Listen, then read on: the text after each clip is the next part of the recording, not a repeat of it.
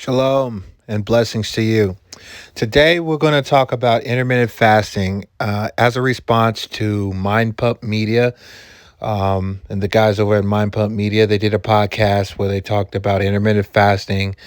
If it was a good thing to do, if you're trying to build muscle, if you're trying to lose weight, if they agree with it in general and how they think it should be implemented. And of course, I'm going to respond to that video and try to give you guys a little bit more information on why you may want to agree or disagree with what they have to say in terms of intermittent fasting, and also some more information on how I've used it myself. I mean, don't use it for a weight loss strategy. That's what I tend to see. Like, people think it's a good weight loss strategy. I don't think it's that. That's the reason why I prefer the 48 to 72 once a month over the. Now, he says don't use it for weight loss as a weight loss strategy here. And that's exactly how it's used in the medical, even in medical settings. Doctors will prescribe people who are overweight, dealing with obesity, or having diabetes, needing to control their insulin levels. They will prescribe them fasting. And they will supervise how their body is working on a hormonal level, and how they are adjusting to the fast, and the length of the fast and the amount of calories that they have, etc. So in just about any city you go to, there is a doctor's office or hospital that is prescribing patients fasting for weight loss. The right person in the right mindset that isn't using it as a way for you to restrict calories and just to lose weight. I think if you're doing it for all the other reasons, I think it's a very valuable tool. No, fasting, when it's used as a way of detaching, as a way of meditation, as a spiritual practice, as a way to reset how you're craving food, reset your relationship to food in a healthy way, great. It's a wonderful tool. If you start to fast because you're trying to lose weight, that's called starving yourself. That turns into a bad relationship to food. Never really works out. Now, this is interesting because he says it's healthy for you to do it if you want to try to reset your relationship with food, reset your cravings with food. But if you're doing it to lose weight, then it's not healthy. And literally, sustainable weight loss is the resetting of your relationship to food, and more specifically, your relationship to carbohydrates, because carbohydrates is what you deplete when you fast. And because you are depleting those carbohydrates, your body switches over to use fats as fuel. See, you have to go through a period of about 8 to 12 hours before any food is out of your stomach. And then maybe a little bit longer, maybe another 4 hours or so before all of your carbohydrates have been depleted from your liver, all of the storage of your energy from carbs. So if you're eating low carbs, you have less carbs. So the amount of time it would take for you to dip into your fat storage would be shorter, right? Meaning you could start burning fat faster. The cravings that you have a lot of times are coming from the fact that we have become carb dependent. When you fast, you break those cravings, which then in turn changes the relationship that you have with food, which then in turn helps you lose weight, which is a sign of a healthier version of yourself, not an unhealthy version of yourself. You become more efficient through fasting. Here's how you know if fasting is working for you. Do you find yourself binging afterwards? If you find yourself binging afterwards, then you're probably not doing fasting for the right reasons. Okay, so then he says here, if you're binging after your fast, then you're probably not doing fasting for the right reason, which is, I don't really understand that point there. If you binge after your fast, the reason why you're binging is because you are not fat efficient yet. You are still carb dependent. And when you've been fasting long enough, or when you start fasting more regularly, your cravings change. So You don't want to binge on simple carbs. You'd rather eat whole foods. You'd rather eat fats and proteins, and that's just something you'd rather do because you have now changed your relationship with food. Does that make sense?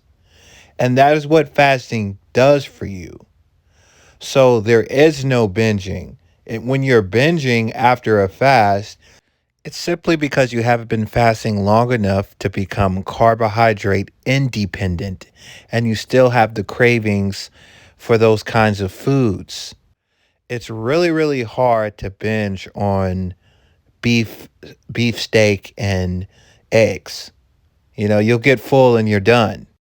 If you fast the right way, when you're done, you ease into eating, and you find that your relationship to food and your eating habits are just healthier. And I don't mean healthier by the food you're eating, that's part of it, but I mean healthier in the sense of how you feel. You feel comfortable moving forward.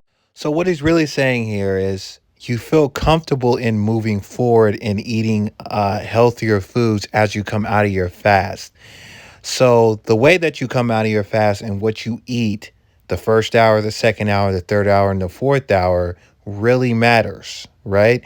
But even more than that, pertaining to his particular point, the reason why you would feel comfortable moving forward out of your fast to just eat healthier foods and not going on a binge is because you have now become carb independent and your relationship with food has changed because you have normalized and regularized eating lower carbs or fasting and being depleted in carbohydrates. And your body is now accustomed to getting energy from fat storage instead of carbohydrates. So you feel good, you feel great, and you feel satiated, and you can just go on about your day. Now, I prefer longer fasts less frequently than shorter fasts more frequently, personally. Yeah, that was kind of my thought. And I went through a period where I was trying to do a fast a lot more frequently. Like it was like every other week I would do one 24-hour fast. And, I loved it for the digestive benefits. So just to allow my body to really reset and I have like certain issues already I'm working on, with my digestive tract. So this allowed me to just be able to, come back fresh and feel like, like I had enough adequate time to be able to benefit from that and like perform better in terms of my eating. And this is one of the most amazing things about intermittent fasting. If you think about it, it is really, it's an easy concept to grasp. When you are eating all the time, you always have food being digested in your stomach. If it takes 8 to 12 hours before the food is digested and, disperses energy into your body and out of your system, so to speak, out of your stomach, dissolved out of your stomach, but you eat every 6 or 7 hours or every 8 hours, then you never give your digestive system a break, ever. Think about that. That's like staying up and never going to sleep, ever. You would be tired as hell, right? That's what you're doing to your stomach. So when you fast, you finally letting it sleep. And it gives your body the chance to work on itself and repair the gut, the microbiome in the gut, as opposed to working on breaking down food because you're eating every 8 hours or 6 hours or whatever, and you never give yourself 12 hours for your stomach to be barren. Now, they're just talking about a 16-hour or 24-hour fast. But if you go past 24 hours, you get into 28, 30, 36 hours, you start reaping a whole lot of benefits on cellular repair side of things. And you can get into autophagy, which is the regeneration of proteins and cells in your body. I started to do it so frequently to where it was affecting my energy levels. And this is something I did. It was very subtle, but it really added up after a while where I would feel that effect in the gym and just, having a hard time putting food down and really like having that hunger was so suppressed at a certain point that I had to start really working on adding breakfasts back in and adding more frequency of eating, so you just got to be conscious of like what that balance is for you specifically. Yeah. So this is another common mistake that I've noticed with people who intermittent fast. They don't understand how to use it and when to use it and how to use it in a specific way, like almost like you're using it within the SAID principle, which is specific adaptations to imposed demands. So if your imposed demand on your body and targeted focus right now is muscle gain, you want to intermittent fast sparingly to maybe keep yourself from gaining too much fat while you're going on a lean gain phase. But if your primary focus is aesthetics, then you may want to intermittent fast more frequently because that is going to help you lose weight quicker. Now, can you experience some weakness when using intermittent fasting? Of course, but you can always experience weakness with any diet that you follow. So the main thing is to understand, what days are you doing it? Are you doing it on training days? If so, are you having carbs on those days? And then are you depleting yourself on other days? Like, there's a lot of ways you can set it up where it doesn't affect your training, depending on what you want to do and how quick you want to get to your aesthetic goals. Does that make sense? And if you need help with guidance with that, just contact me here on the channel or ajthefitnessguy@gmail.com. That's going to do it for me, guys. Please leave a like, subscribe to the channel, leave a comment. Let me know what you think. How do you feel? What are your thoughts on intermittent fasting? Are you going to intermittent fast? What are your current goals? Is it strength? Is it aesthetics?